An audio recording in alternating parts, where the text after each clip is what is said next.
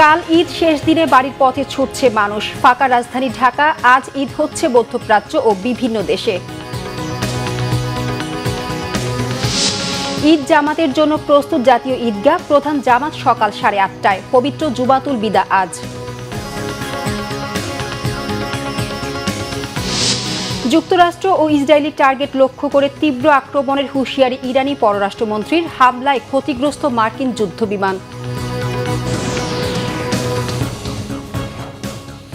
দেখছিলেন crown cement সংবাদ শিরোনাম।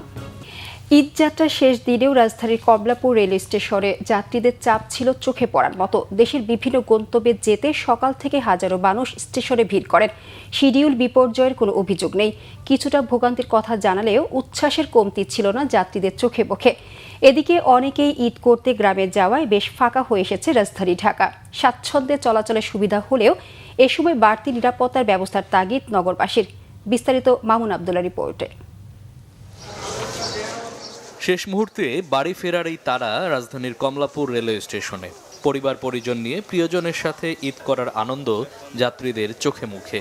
ট্রেন যাতে মিস না হয় তাই আগে ভাগে এসেছেন অনেকে। তবে শিডিউল বিপর্যয় ছাড়াই নির্দিষ্ট সময়ের কিছু পরেই ছাড়তে দেখা যায় বিভিন্ন গন্তব্যের ট্রেন।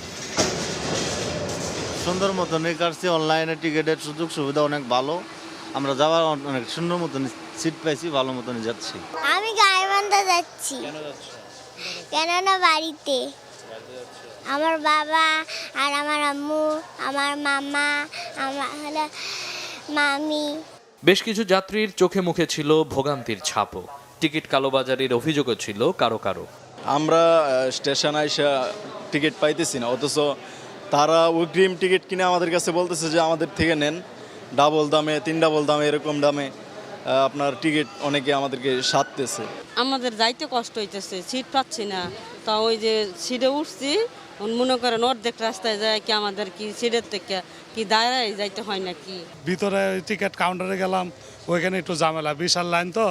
তারপরে সিট মানে কিছুক্ষণ দেওয়ার পরে এখন সিট অফ করে দিচ্ছে। টিকিট দিতেছে কিন্তু সিট দিতেছে না। না, টিকিটের মূল্য তো ঠিকই আছে, কিন্তু 5টা টিকিট দিয়ে 2টা সিট দিচ্ছে।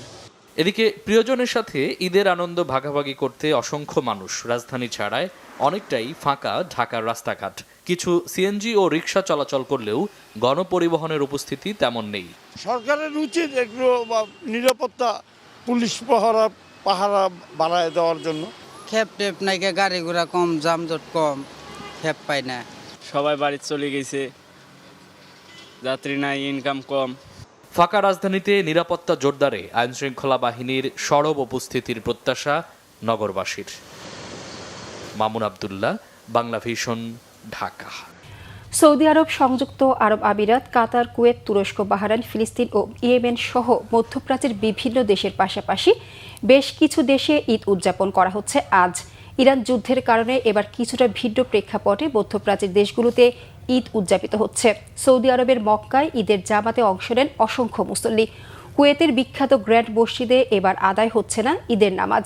এছাড়া খোলা প্রাঙ্গণে ঈদের নামাজ আদায়ে নিষেধাজ্ঞা আরোপ করেছে আমিরাত, কাতার ও কুয়েত। বন্ধ আছে জেরুজালেমের পবিত্র আল আকসা প্রাঙ্গণও। মধ্যপ্রাচ্যের বিভিন্ন দেশের পাশাপাশি অস্ট্রেলিয়া, নিউজিল্যান্ডেও ঈদ উল ফিতর উদযাপিত হচ্ছে আজ।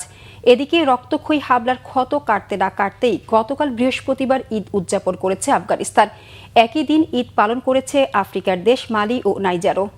ঈদ উল ফিতরের নামাজ আদায়ের জন্য জাতীয় ঈদগাহের সব প্রস্তুতি সম্পন্ন। ঈদের প্রধান জামাত হবে সকাল 8:30টায়। এবার জাতীয় ঈদগাহে একসাথে ঈদের নামাজ আদায় করবেন রাষ্ট্রপতি ও প্রধানমন্ত্রী। মন্ত্রী, সংসদ সদস্য সহ সরকারের গুরুত্বপূর্ণ ব্যক্তিদের পাশাপাশি বিভিন্ন শ্রেণী পেশার মানুষ অংশ নেবেন জামায়াতে। ঈদগাহ ঘিরে কয়েক স্তরে নিরাপত্তার ব্যবস্থা নেওয়া হয়েছে। এবার প্রায় 35,000 মুসল্লি জাতীয় ঈদগাহে ঈদের নামাজ আদায় করতে পারবেন। বৃষ্টি হলে পরিস্থিতি মোকাবেলায় সব ধরনের প্রস্তুতি নেওয়া আছে। তবে অতি বৃষ্টির কারণে যদি ঈদগাহে জামাত না হয় তাহলে সকাল 9টায় বাইতুল মোকাররমে প্রধান জামাত হবে। দর্শক, জাতীয় ঈদগাহ মাঠে আছেন আমাদের বিশেষ প্রতিনিধি আহমেদ সরওয়ার। সরাসরি চলে যাচ্ছে সেখানে। সরওয়ার, রাত পোহালেই পবিত্র ঈদ উল ফিতর। জাতীয় ঈদগাহে ঈদ জামাতের সবশেষ প্রস্তুতি কি তথ্য আছে আপনার কাছে, জানাবেন আমাদের।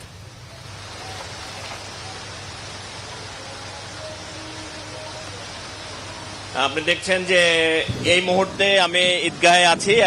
এখন মুষলধারে বৃষ্টি হচ্ছে।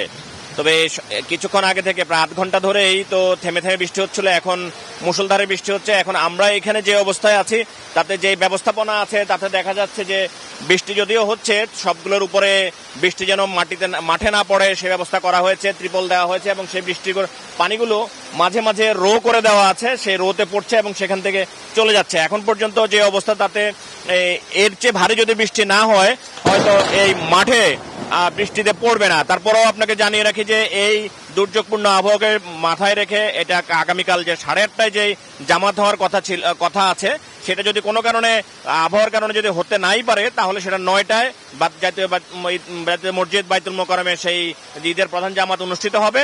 তবে এখন পর্যন্ত আমরা যে ব্যবস্থাপনা দেখছি বা আমরা অনেকক্ষণ ধরেই আছি বৃষ্টির মাঝে, এর চেয়ে ভারী বৃষ্টিপাত হলে কি হবে জানি না, বা মুষলধারে যদি সারা রাত হয় বা সারাদিন হয় তখন কি হবে জানি না, কিন্তু এখন যেভাবে বৃষ্টি হচ্ছে তাতে আশা করা যায় যে এই বৃষ্টিতে তেমন সমস্যা হবে না। হয়তো মানুষজন হয়তো আসতে কষ্ট হবে, কিন্তু এই ঈদগাহে যারা থাকবে এরকম বৃষ্টি হলে তেমন একটা সমস্যা হবে না, কারণ এই রো দিয়ে পানি চলে যাচ্ছে। পানি নিষ্কাশনের সুব্যবস্থা আছে আপাতত, কিন্তু এইটা কতক্ষণ থাকে বা এই নিষ্কাশন ব্যবস্থা কতক্ষণ কাজ করে সেটা হচ্ছে দেখার বিষয়। তো এখন পর্যন্ত আমরা আসলে দায়িত্বশীল কাউকে পাইনি, কারণ গতকালকেই প্রশাসক এবং ঢাকা দক্ষিণ সিটি প্রশাসক এবং অন্যান্যরা এসে ঘুরে গেছেন। তো আজকে কারো আসার কথা নেই। এখন এই দুর্যোগপূর্ণ আবহাওয়ার কারণে কেউ আসে কিনা, আসলে হয়তো জানাতে পারবো তাদের পরবর্তী ব্যবস্থা কি বা এটাকে মাথায় রেখে তারা কি চিন্তা করছেন এই জাতীয় ঈদগাহের ব্যাপারে। তবে এটা জেনে রাখি যে 8:30টায় যে ঈদগাহের প্রধান জামাত অনুষ্ঠিত হওয়ার কথা, যেখানে রাষ্ট্রপতি এবং প্রধানমন্ত্রী সহ শীর্ষস্থানীয় ব্যক্তিবর্গ অংশগ্রহণ করবেন, যদি কোনো কারণে এখানে করতে না পারে, এই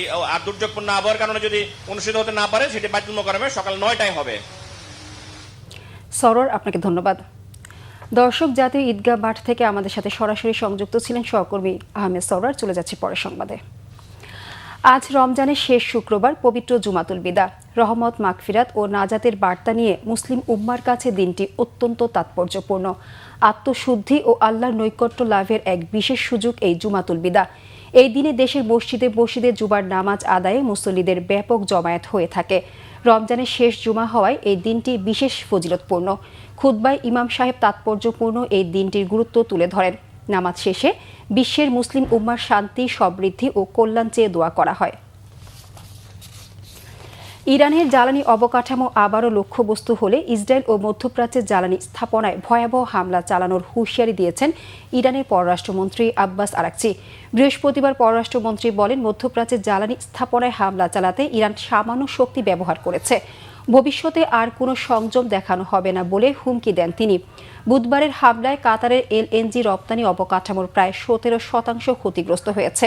কাতার সরকার জানিয়েছে, রপ্তানির জন্য এটি পুনরায় সচল করতে 3 থেকে 5 বছর সময় লাগতে পারে। এদিকে ইসরায়েলের বিভিন্ন শহরে হামলা অব্যাহত রেখেছে ইরান। ইসরায়েলের অভ্যন্তরীণ নিরাপত্তা বিষয়ক মন্ত্রণালয়ে ড্রোন হামলা চালানোর দাবি করেছে ইরান ইসলামিক বিপ্লবী গার্ড বাহিনী।